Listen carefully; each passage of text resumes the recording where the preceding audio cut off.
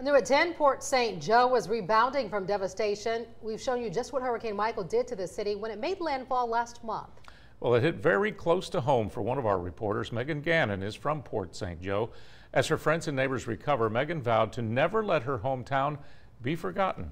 Tonight she joins us in studio and she shows us why it's important to still remember what this community is dealing with, Megan. It's a lot. It is a lot, Kim and Greg. And you know, it's been almost 6 weeks since the storm happened. Progress has been made, but there is still debris and damage everywhere. And Michael may have caused a setback in my hometown, but the resiliency of this community is unmatched. And this is just the beginning of their comeback story.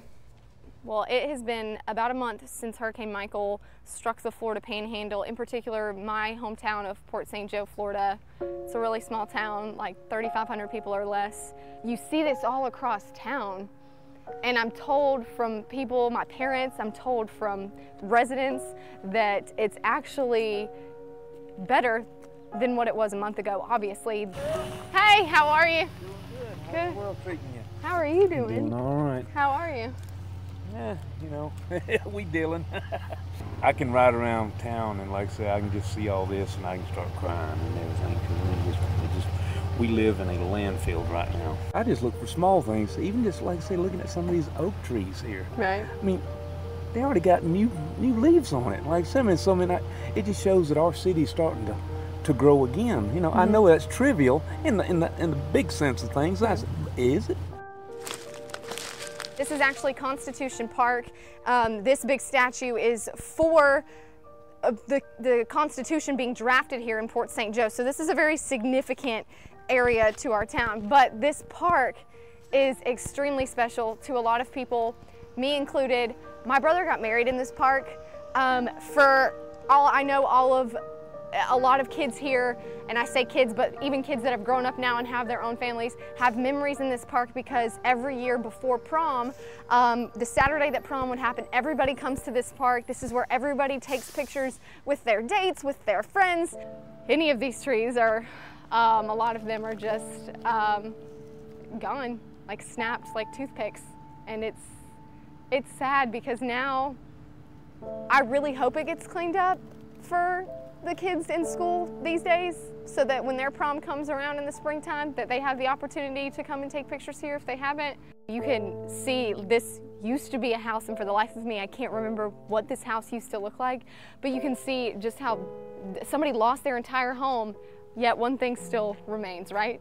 This statue right here is still standing because these homeowners want to take this statue to wherever their next house is going to be. What this used to be, and not anymore unfortunately, was a parking lot essentially. A lot of people would come here, park. There were docks you could fish off of, and I know that because my dad would come down here and he would park his truck. You know, one thing I think I want a lot of people to realize is that the landscape of my wonderful hometown has changed. You can see this debris, and this is in downtown Port St. Joe. I don't want to say it doesn't make me upset anymore, because it does. It hurts to see all this. Like, this is not obviously fun to look at. Like, it's not, because I know people worked hard for their business, their churches, their homes, but like, I promise that everybody in Port St. Joe, you are not going to be forgotten. This is no longer the Forgotten Coast. Yes, Michael may have beaten and battered us and bruised us here in town, but it did not break us. And I can assure you that this town is not going to be forgotten. I will forever call this place home. This is your comeback story, and it will be nothing but a phenomenal comeback for this town. We will rise again, and we are going to be bigger, better, and stronger than ever before. Megan, you've been back there several times over the last month since the hurricane hit. You know, he had a great analogy. He saw the oak leaves starting to come out, regrow.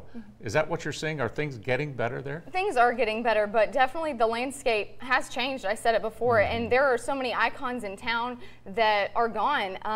There is this iconic pier in Port St. Joe. That's actually a picture of it, and I had to buy that picture now because that's not there anymore. The only thing that's left are the concrete pilings that used to hold it up. So the landscape is now forever changed in that town. It won't ever be the same. Megan, you see the resiliency of the people in St. Joe. Obviously, they don't want to leave. That's their home. You see the emotion. I see the emotion in you just telling this story. How's life for them like day to day, just being there, living through all the cleanup? Well, it's obviously different for everybody, but one person I spoke with is my hairdresser. I happened to see her this past weekend when I was home.